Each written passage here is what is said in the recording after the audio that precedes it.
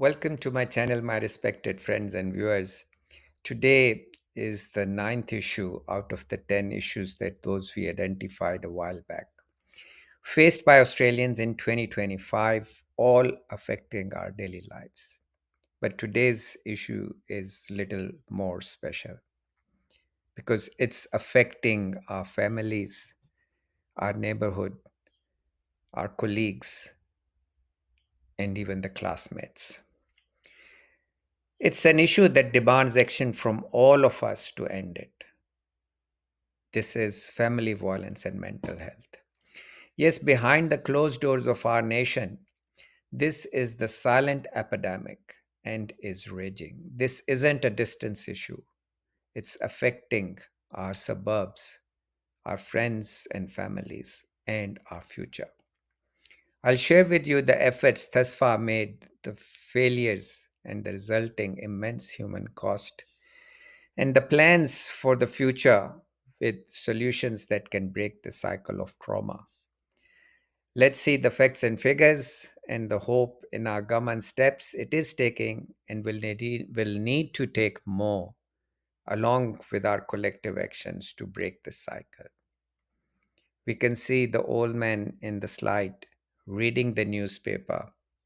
The senior citizen is reading. One in four women, 40% of youths are already affected, and 26 billion staggering annual cost.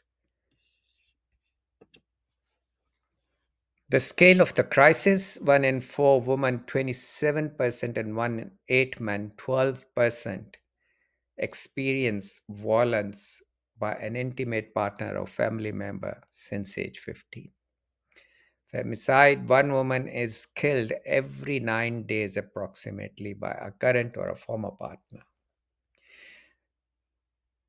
Children in crossfire: one in six children witness family violence. This is the leading cause of homelessness for children.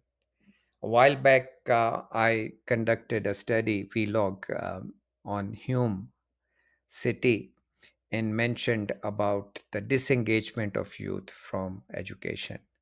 That's another fallout of this family violence and mental health issues.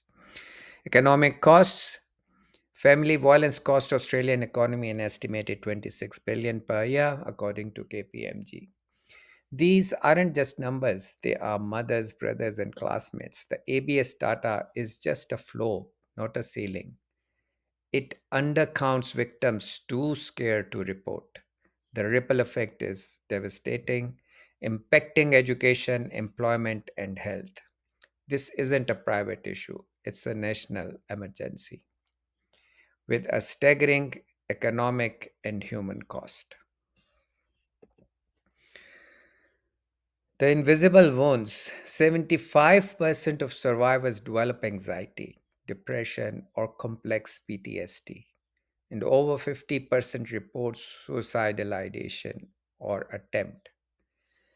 Children exposed to family violence are three times more likely to experience depression and anxiety, and four times more likely to develop a substance abuse disorder. This is becoming a national trend. This compounds our national youth's mental health crisis, where 40% of the 16 to 24-year-olds report high psychological distress.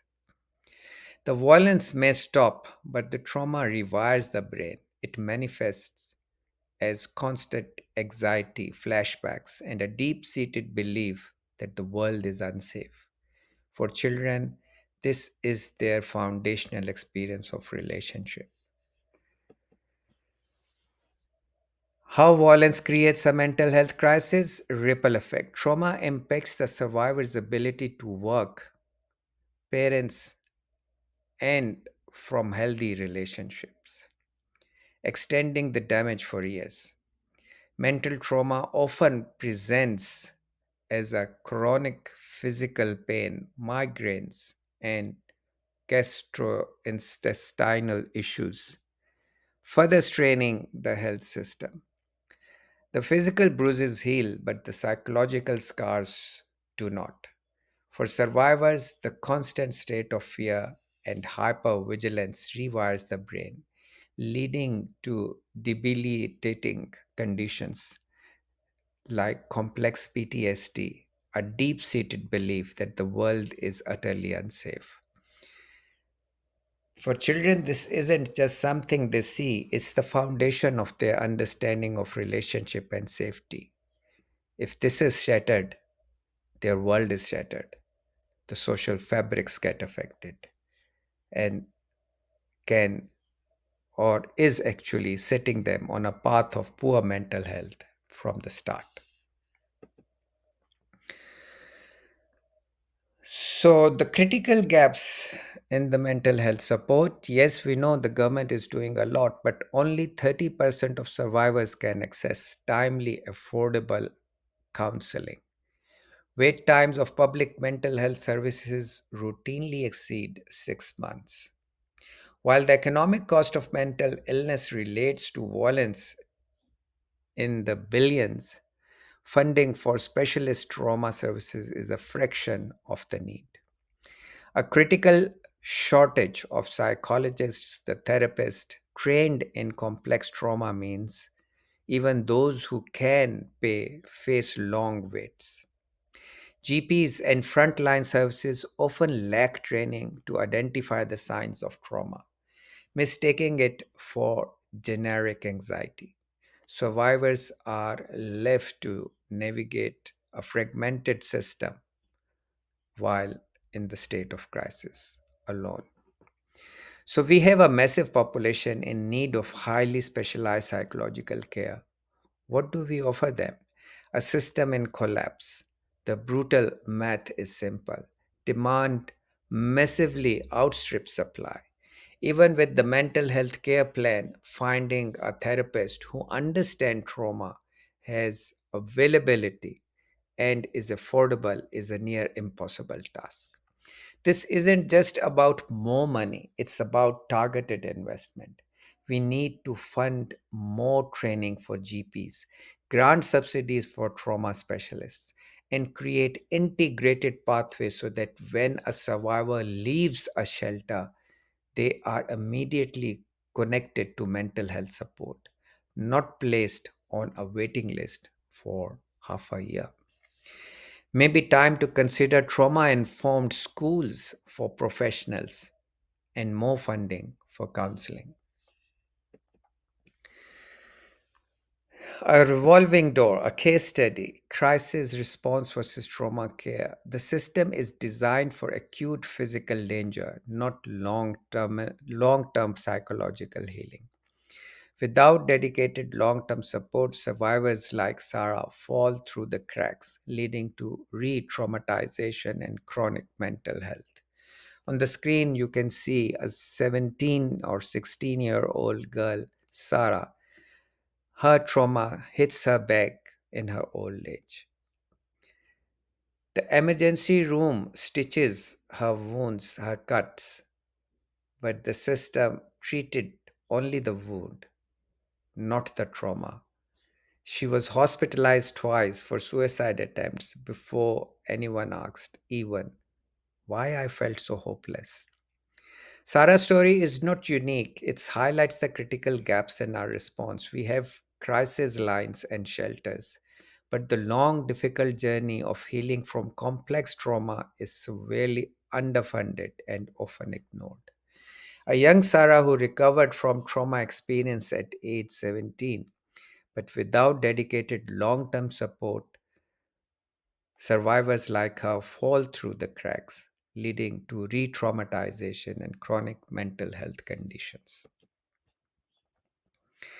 A support system starved of resources, a staggering cost. Violence against women is estimated to cost the Australian economy $26 billion per year.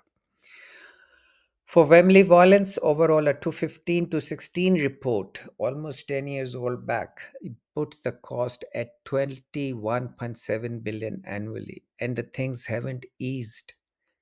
Crisis is getting severe. The funding response, the recent federal budget committed $4 billion over unspecified period to end violence against women and children. While a start, this is a fraction of the annual cost. On any given day, 60% of people seeking crisis accommodation are turned away due to lack of space. The Permanent Leaving Violence Program received $925.2 million over 5 years, approximately $185 million a year, a vital but limited lifeline for those who can escape. Despite these allocation, advocates at safestep.org.au reports critical gaps, especially for dedicated support for young victims. On average, one woman per week is killed in Australia by a current or a former male partner. Intimate partner violence is the leading contributor to death, disability, and illness. In Australia, women aged between 18 and 44, and it also contributes an estimated 5.1% of the burden of disease for women aged 18 to 44. According to KPMG, family violence is the leading cause of homelessness in Victoria, also discussed in the Parliament of Victoria 2021. This is the heart of the failure. We have a precise measure of the problem. Violence against women cost our economy 26 billion every single year in health, justice, and lost productivity. That's the bill for inaction. Yet the national response is a commitment of $4 billion over unspecified time period. A significant sum, but one that is likely spread over multiple years and is dwarfed by the scale of the crisis. When you break it down, the permanent leaving violence program, while essential, work out to about 185 million per year. Compare that to the fact that 60% of women are turned away from shelters daily. The funding is like using a thimble to bail out a sinking ship. It's not wonder the system fails. We are investing pennies to solve a multi billion-dollar catastrophe.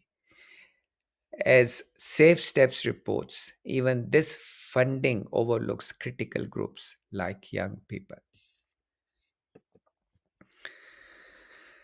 The complex hurdles legacy goes on, and we see the legal delays and cultural fear. Application for protection orders can take up to 8 months to be heard in some states, leaving victims in dangerous limbo. Migrant women face language hurdles, community stigma, and the very real fear that reporting abuse will jeopardize their visa status. Women with disability experience violence at twice the rate and face significant barriers in being believed and accessed tailored support. For example, in 2023, Monarchid study found migrant mothers on spouse visa often endure abuse for years, fearing deportation if they seek help and being separated from their children. The path to safety is littered with obstacles beyond funding. A slow justice system fails to provide immediate protection. For many in our community, seeking help requires overcoming immense cultural and institutional fears. To break the cycle, invest in prevention and early intervention.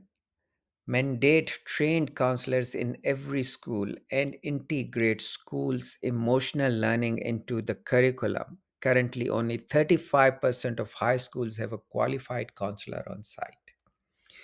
Fund national campaign that challenge harmful gender stereotypes and normalize respectful relationships, modeled on successful campaign like Stop It at the Start. At the workplace, equip human resource departments and managers to recognize signs of domestic violence and provide safe, supportive pathways to employees. We must stop just mopping up the floor and turn off the tap. Teaching, cons- Teaching consent and respect in schools, changing community attitudes, and creating supportive environments can prevent violence before it starts.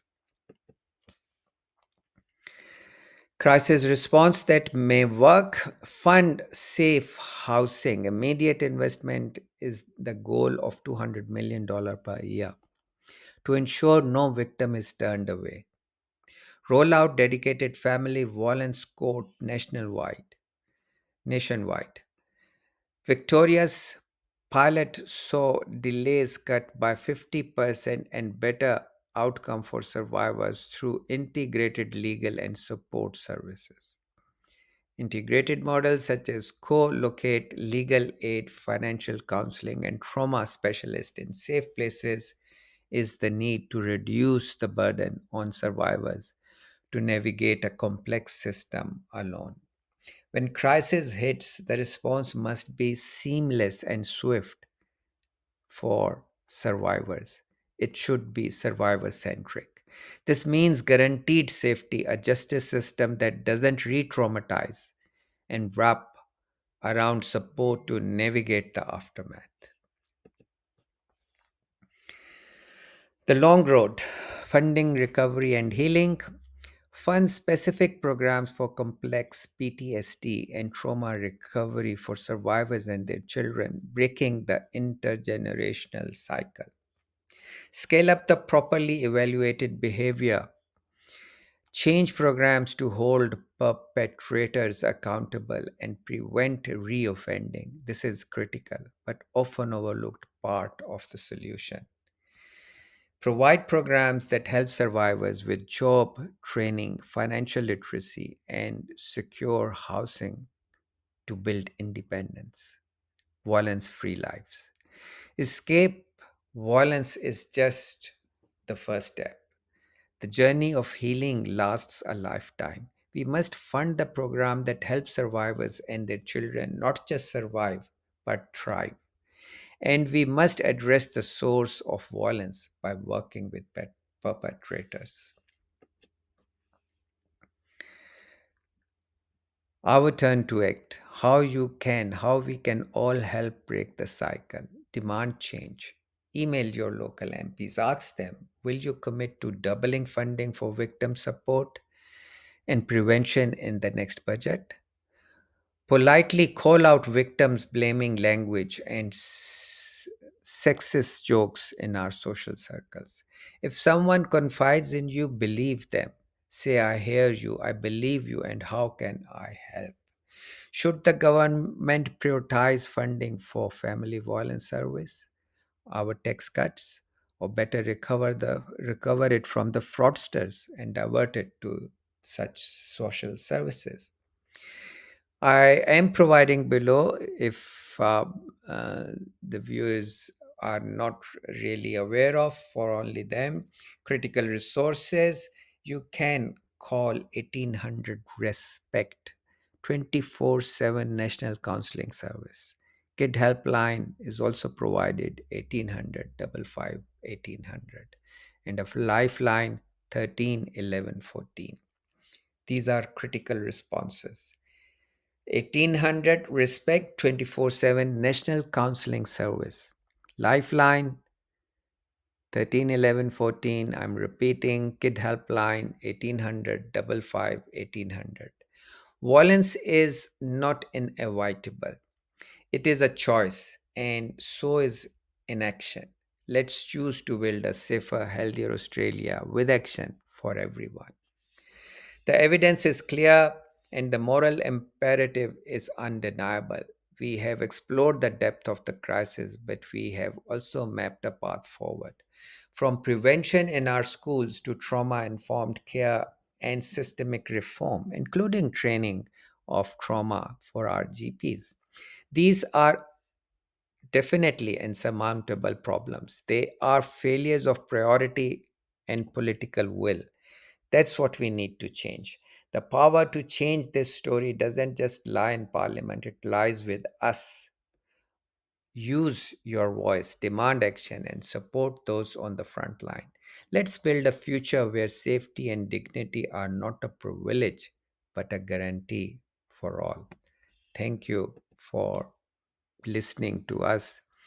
Um, and next is another topic, aged care.